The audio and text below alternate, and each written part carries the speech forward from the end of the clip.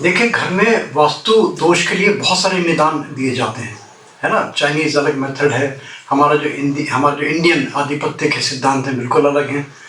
हमारे साथ fortunately civil engineer, structure के माहिर हैं, ये डिज़ाइन अपने बनाते हैं, खुद अपने काम ही बेसिकली इनका ये है डिज़ाइनिंग का।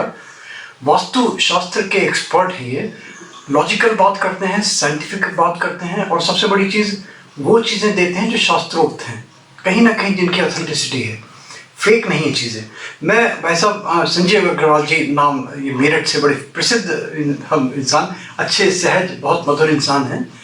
मैं आपसे भाई साहब पूछना चाहूँगा कि क्या आपका इतना लंबा एक्सपीरियंस है, क्या वास्तुशास्त्र में कोई ऐसा विधान है, कोई ऐसा नियम है, कोई ऐसी टेक्निक है, कोई ऐसी उपाय है, रेमेडी है, एक और केवल एक, उसको कर दें तो सारे के सारे वास्तु दोष दूर हो जाएं, irrespective of all direction, land, soil, construction? देखिए क्या है, आज इत्तेफाक है आज आपके पास मेरा आना हुआ, क्योंकि हम लोगों का प्रोग्राम ज्योतिष का 5, 6, 7 में हरिद्वार में होना है। फरवरी में आपका। और आपने जो पूछी है ये देश हित की बात पूछी है कि लोग बहुत परेशान हैं, मकान कैसे ठीक हो उनका।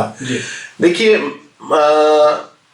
मस्त शास्त्र में, मामस्त शास्त्र में आखिर के अंत पेजों में जाएंगे तो 470 पेज से लेकर 494 पेज के बीच का जो दर्जा है, जो गोरखपुर प्रेस से छपी हुई है, आप उसके अंदर देखिए तो भगवान ने जो रूप लिए हैं सतयुग के समय में, उसके अंदर सारे जो रूप आए हैं वो इंसानों के नहीं थे। इंसानों का जो पहला रूप मिला राम का मिला, लेकिन उसके अंदर धरती को जो जमीन से निकाला, पानी से जो निकाल के लाए, वो वराह थे।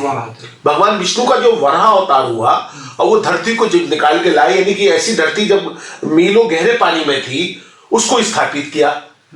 ऐसे ही यदि हम उस यंत्र को हम अपनी धरती में, जिसके हम खुद मालिक हैं, अगर हम उसको विशेष जगह पर, जो वास्तुशास्त्री ही आपको बता सकता है, वहां पर उसको धर्मोपचार वैदिक मंत्रों के साथ स्थापित करते हैं, वो धरती के नीचे स्थापित होती है, धरती के ऊपर नहीं होती, और वो छोटी सी होती है, बहुत बड़ी नहीं होती, बहुत ज्यादा कीमत भी नहीं होती, लेकिन जो स्थापना करने वाले वो उनकी फीस थोड़ी ज्यादा होती है। अगर वो स्थापित कर दे तो आप बिलीव कीजिए, टॉयलेट को अगर छोड़ दे तो, क्योंकि उसकी बात तो सब जगह फैलती है, पूरे घर के अंदर कुछ भी गलत हो वो ठीक हो जाता है। इसके अतिरिक्त एक चीज और भी है, जिन लोगों के मकान बिकने में दिक्कत आ रही हो, जिन लोगों के मकान खरीदने में दिक्कत आ रही हो, मकान खड़ा है, मालिक दूर रहता है, मालिक को परवाह नहीं है और खरीदार बैठा हुआ है यहाँ पे, उसे जरूरत है उस मकान की, तो उसके अंदर भी वो काम हो सकता है।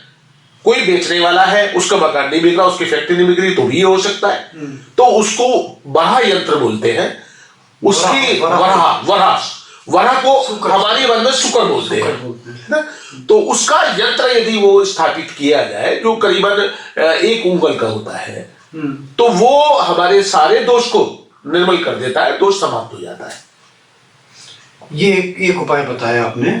अच्छा, मतलब इसको अगर कर देते हैं वराह यंत्र तो इजीली अवेलेबल है मेटेरियल? हाँ, इजी, मतलब इजी तो नहीं है लेकिन मिल जाता है, वैसे थोड़ा ढूंढने से। प्रतिष्ठा करना और इसको स्थापित करना, ये आपको किसी कर्मठ ब्राह्मण से, जो कर्म कांड करने वाले ब्राह्मण है, जो शुद्ध वातावरण में रहने वाले ब्राह्मण है, उससे। घर में डायरेक्शन, किसी भी डायरेक्शन, ये देखिए, ये काम तो वास्तुशास्त्र के वक्त का है, वो ही बताएगा कहाँ पर है, कहाँ से दोष दूर होगा।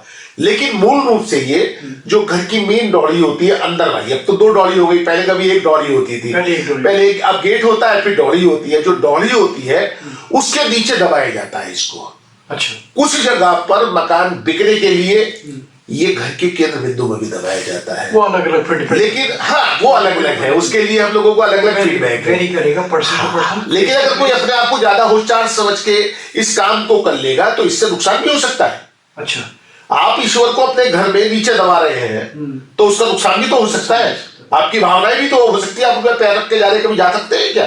नहीं जा सकते।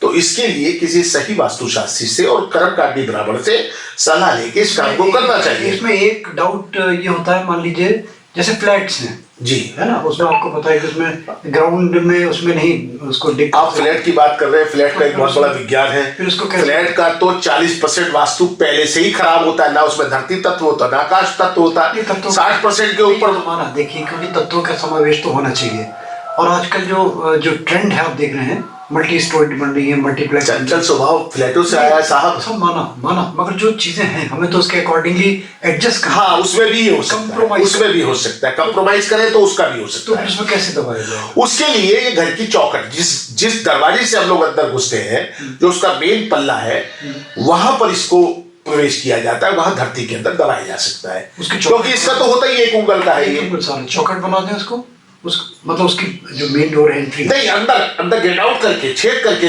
धरती के अंदर ड्रिल करके उसको फिर बाद में बंद कर दिया जाए। ये तरीका होता है। नहीं, बहुत बहुत धन्यवाद आपका, इतनी इंपॉर्टेंट चीज बताई आपने। मैं समझता हूँ वराह यंत्र ये मिल जाए तो घर के सारे दोष, आजकल तो हर चीज अमेज़न पे मिल जाती है। घर में जैसे मान लीजिए बहुत सी अनिवार्य चीजें होती हैं, नेगेटिविटी है, ये बहुत से। देखिए, एक हमारे देश के अंदर एक बहुत बड़ी चीज है, हम हर चीज को संभाल के रखते हैं, जो कभी काबिल ही आदि, हमें उनको हटाना चाहिए।